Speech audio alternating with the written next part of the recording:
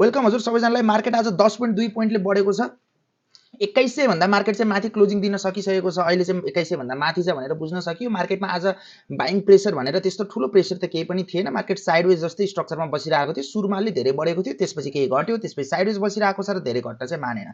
तर पनि मार्केट चाहिँ डबल डिजिट भनेको 10 पोइन्ट भन्दा माथिको इन्क्रिमेन्ट आज हामीले देख्न सक्यौं मार्केटमा। यो भनेको एउटा केही पोजिटिभ कुरा चाहिँ हो मार्केटमा। र मार्केट चाहिँ यस्तै गरेर बिस्तारै बिस्तारै गरेर साइडवेज स्ट्रक्चरमा बसेर चाहिँ अनि एक्कासी मोमेन्टम क्रिएट भएर मार्केटमा चाहिँ पुश भयो भने चाहिँ त्यो टाइममा चाहिँ हामीले यो कन्फर्मेसन हो है भनेर इन्ट्री गर्न सक्छौं।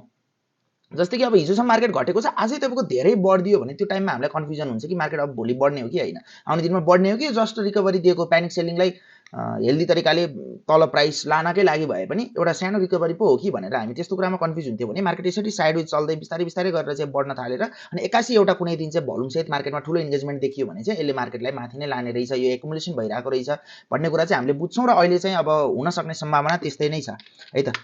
हुन सक्ने सम्भावना छ। अब मार्केट भनेकै प्रेडिक्सनको कुरा हो, प्रोबेबिलिटीको कुरा हो, यस्तो होला र त्यस्तो होला भन्ने प्रेडिक्सनमै चल्ने कुरा त हो नि मार्केट भनेको है। अब धेरै ठोकोका साथ मार्केट चाहिँ अब भोलिदेखि चाहिँ यहीँबाट बढ्छ भनेर भन्न कसैले पनि सक्दैन। त्यस्तो खालको हुँदैन मार्केटको स्ट्रक्चर के कस्तो देखिन्छ त्यो अनुसार हामी चल्दै जाने हो। भनेपछि आज चाहिँ मार्केट लगभग तपाईँको 2104 को एरियामा छ। यो जोन कतिको ठिक हो त, मार्केट यहाँभन्दा माथि जाला कि नजाला, अनि यो भोल्युम के कस्तो आएको छ मार्केटमा, सेक्टर हेर्दाखेरि के कस्तो देखिएको छ र कुन कुन सेक्टरमा चाहिँ मोमेन्टम देखिन सक्छ, अथवा हामीले कुरा गरेको पहिलाको स्टकहरू के कस्तो देखियो त अहिले है। जुन अब तपाईँको हिजो मैले प्रोभाइड गरेको एउटा स्टक होला, त्योभन्दा अगाडि एक दिन अगाडि प्रोभाइड गरेको स्टक होला, त्यो चाहिँ के कस्तो नेचरमा देखिएको छ अहिले भन्ने कुराहरू गर्छौं। र केही वाच लिस्ट देखिएको छ भने लास्टमा हामी कुराकानी गर्छौं भोलिको लागि। च्यानललाई सब्स्क्राइब गर्नु भएको छैन भने सब्स्क्राइब गरिदिनु होला। र अब चाहिँ भिडियोमा अगाडि बढौँ है त।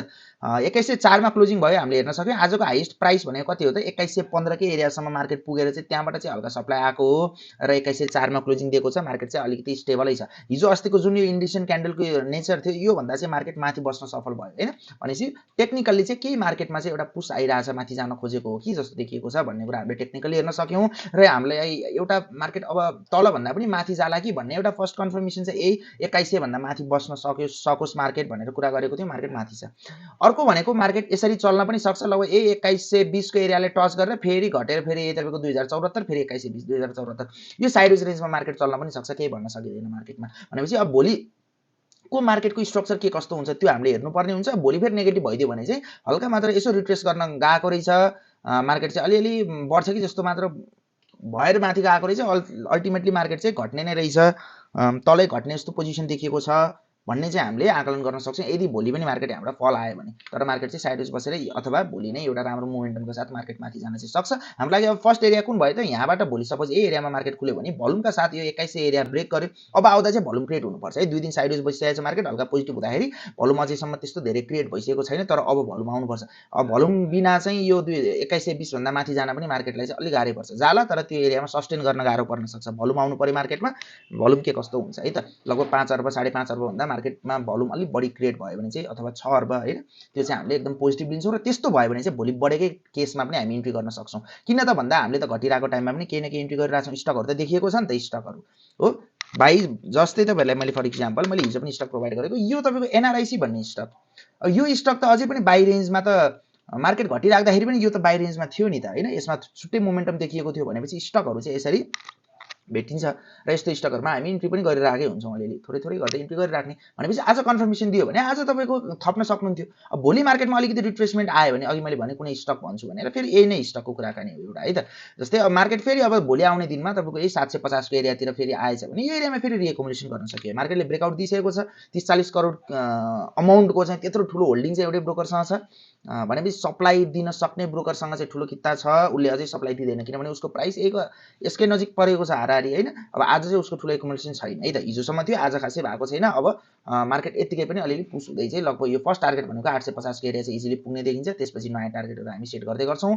अब हामी जाउँ फेरि नेप्सेमै। नेप्से हेर्दाखेरि अब हाम्रो लागि चाहिँ फर्स्ट एउटा एरिया चाहिँ भोलि पनि मार्केट यदि ओपनै भयो भने पनि यो 8100 भन्दा तल चाहिँ नजाओस् भन्न खोजेको, नभए त्यो भन्दा तल आयो भने फेरि 2072 को रेन्ज भित्रमा यतै खेल्न पनि सक्छ। र अहिले ट्रेन्ड लाइनको एरिया भन्दा पनि माथि छ टेक्निकली भन्नु पर्दाखेरि। र मार्केटमा कुनै पनि कन्फर्मेसन आएको छैन। तपाईले म्याकडी हेर्नुहुन्छ भने पनि हिस्टोग्राम तल नै बनिरहेको छ, रातो नै छ र अलिअलि घट्ने हो कि जस्तो चाहिँ देखिएको छ। मार्केटमा बाइ सिग्नल अहिलेसम्म क्रिएट भइसकेको चाहिँ छैन। यो आउने दिनमा चाहिँ अब यो माथि गएर ब्लू लाइन चाहिँ माथि गएर रातो लाइन भन्दा त्यो टाइममा चाहिँ हामीले चाहिँ बाई सिग्नल पाउन सक्छौँ। तर अहिलेसम्म त्यस्तो मोमेन्टम क्रिएट भइसकेको छैन मार्केटमा। कुनै पनि ट्रेडिङको लागि सर्ट टर्मको लागि आज किनेर 3 दिनमा स्टक बढ्ने खालको त्यस्तो पोजिसनको लागि चाहिँ स्टक मार्केट देखिएको छैन अझै पनि है त, कुनै कन्फर्मेसन छैन। अब भोलि अलि भलुङका साथ धेरै मार्केट बढ्यो भने चाहिँ भोलि देखिएला कन्फर्मेसन। अलि ल्यागिङ इन्डिकेटर हो, अलि ढिलो देखिन्छ। हामी त अब त्यही अनुसार चेन्ज गर्दै अलिअलि इन्ट्री गर्दै जाने हो नि त जान त। जस्तै अब सेक्टर वाइज हामी एकचोटि जाउँ। भोलिको लागि 2120 यो एरिया चाहिँ अलिक फोकस गरेर राख्नुहोस् तपाईँहरू पनि, हेरौँ के कस्तो हुन्छ है त। अब डेभलपमेन्ट ब्याङ्क हेर्दाखेरि अब फिबो तार्दाखेरि पनि लगभग यही एरिया रेन्जमा छ। यो घटिरहेकै टाइममा पनि इन्ट्री गर्न सकिन्छ भनेर अस्ति नि कस्तिको भिडियोमा पनि तपाईँलाई अगाडिको हप्तामा पनि भनेको हो। यो एरियाभन्दा धेरै घट्न मानेको छैन र घट्दैन पनि होला है त। अब कि त मार्केट अलिअलि बढ्न खोजेको हो कि जस्तो गरेर अनि त्यसपछि फेरि मार्केटै घट्न थाल्यो भने त मार्केटले सेक्टरलाई पनि तान्छ, स्टकलाई पनि तान्ने भयो। मार्केट अलिअलि घटिरहेको मार्केटमा पनि 1-2 दिन मार्केट किन बढ्छ त? यदि त्यो घट्ने नै मार्केट हो भने पनि भन्दाखेरि यसले चाहिँ अपर्च्युनिटी निस्किन खोजेको मान्छेलाई निस्किने अपर्च्युनिटी दिन्छ, किन्न खोजेकोलाई किन्न अपर्च्युनिटी दिइरहेको हुन्छ होइन। त्यसरी चल्ने हो। जस्तै यही डेभलपमेन्ट ब्याङ्क पनि अब यो एरियामा किन्न सकिन्थ्यो। अब अहिले कन्फर्मेसन छैन मार्केटमा डेभलपमेन्ट ब्याङ्क बढ्छ भन्ने। अब बढिराख्दाखेरि त्यतिकै अब अलि माथितिर किन्न जानु पर्यो हामी होइन। बरु कि त घटेकै बेलामा किनेको थियौँ, यो टाइममा किन्यो भने हामीलाई ठिक छ, केही फरक परेन।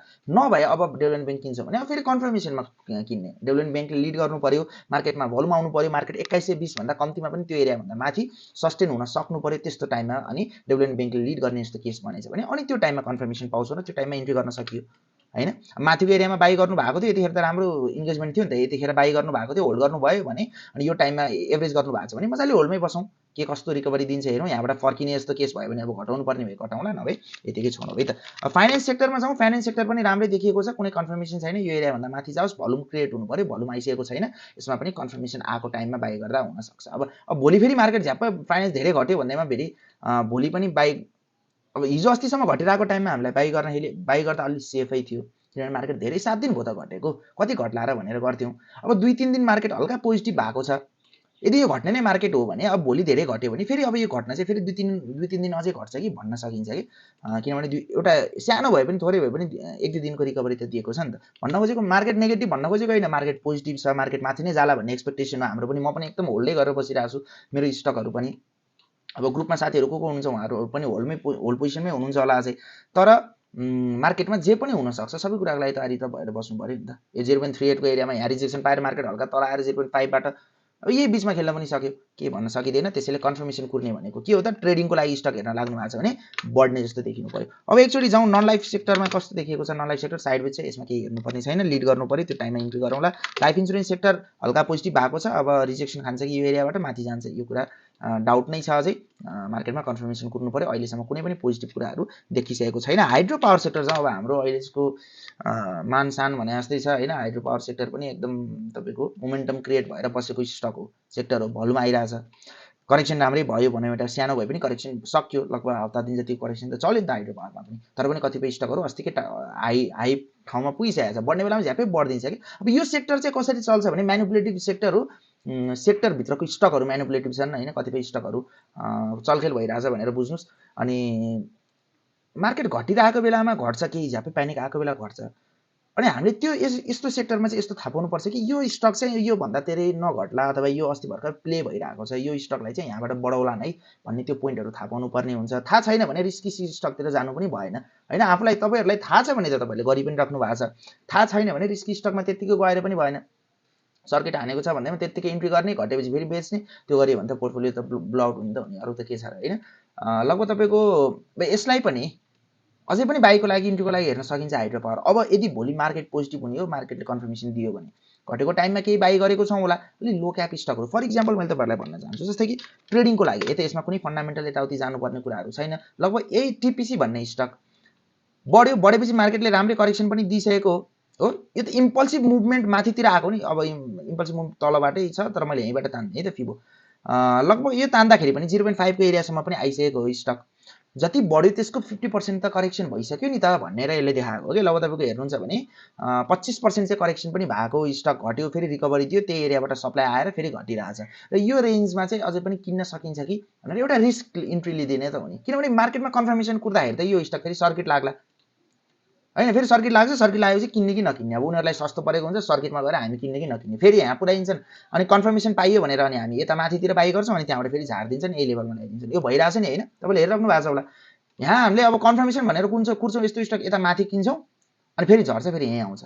अनि यहाँ आउँदाखेरि चाहिँ होइन अब घट्छ क्या भनेर फेरि बेच्छौँ यहाँ अनि फेरि बढिदिन्छ, यहाँ फेरि किन्छौँ फेरि घटिदिन्छ। जब मैंने खरिदा तब गिरा, जब बेचा तब बढ्के चला गया भने जस्तै हुन्छ होइन। अनि त्यसपछि त्यसैले गर्दाखेरि चाहिँ यो रेन्ज यस्तो खालको स्टकहरु चाहिँ यस्तै पोइन्टमा हेर्ने हो। पाइयो भने ठिकै छ, पाइएन भने ठिकै छ। जस्तै मैले अस्ति तपाईलाई यो स्टक पनि प्रोभाइड गरेको थिएँ, हेर्नु भएको थियो होला, टिभीसीएल घटेर उनीहरुको बाई रेन्ज लगभग तपाईको 508 को एरियातिर परेको छ हैन। ठुलो एकुमुलेसन छैन अहिले पनि, तपाई एकुमुलेसन हेर्नुहुन्छ भने त्यस्तो भएको छैन, तर इम्पल्सिभ मुभमेन्ट माथितिर आएको छ, सप्लाई सानो छ भनेपछि यो स्टकलाई यो एरियामा किन नसकिएला त? किन्ने एउटा रिस्क लिने थोरै भनेर 510 को एरियामा पनि रिस्क लिनुभयो भने ठिक छ, हिजो पनि 522 को एरियामा किन्नु भएको छ भने पनि ठिक छ, किन्नु भएको छैन भने पनि ठिक छ, पछि अब फेरि घट्यो भने फेरि हेरौँला। अब बढेर फेरि यो एरियाबाट आज तपाईको 593 सम्म पुगेको थियो। फ्लक्चुएसन त बढी हुन्छ नि त, मार्केट भोलाटाइल त हुन्छ यस्तो स्टकहरु।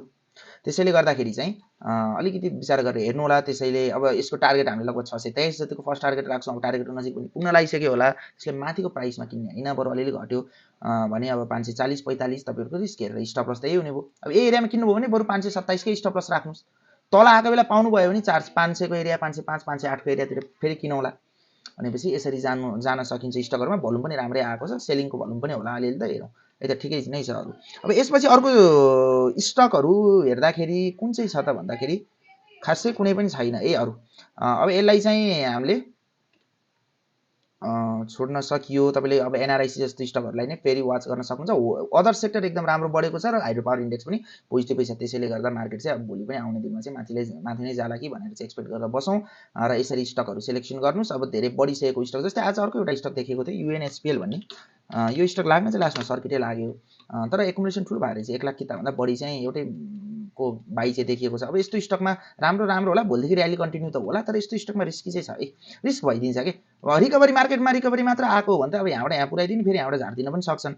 तर अब जुन तरिकाको बाई देखियो आज, यसमा चाहिँ अब त्यस्तो तलतिर मोमेन्टम डाइरेक्ट क्रिएट नहोला, माथि नै जाला जान चाहिँ इन्ट्री गर्नु भएको थियो भने पनि ठिक छ, गर्नु भएको छैन भने पनि अब भोलि केही घट्यो भने बरु हेर्नुस्। स्टप लस बरु यही आजको क्यान्डलको जुन क्यान्डलले ब्रेकआउट दियो त्यो क्यान्डलको तलपट्टि राख्दिने भनेको 220 को हाराहारीको स्टप लस राखेर चाहिँ यो स्टकलाई पनि हामी होल्ड गर्न सक्छौं है त। हस्, अहिले यति भन्दै हामी चाहिँ यहाँबाट एक्जिट हुन्छौं। बाँकी कुराहरु अरु दिन गर्दै गरौँला। च्यानललाई सब्स्क्राइब गर्नु भएको छैन भने गर्नु होला र केही कुराहरु छ भने कमेन्ट बक्समा कमेन्ट गर्न सक्नुहुन्छ। हस्, धन्यवाद।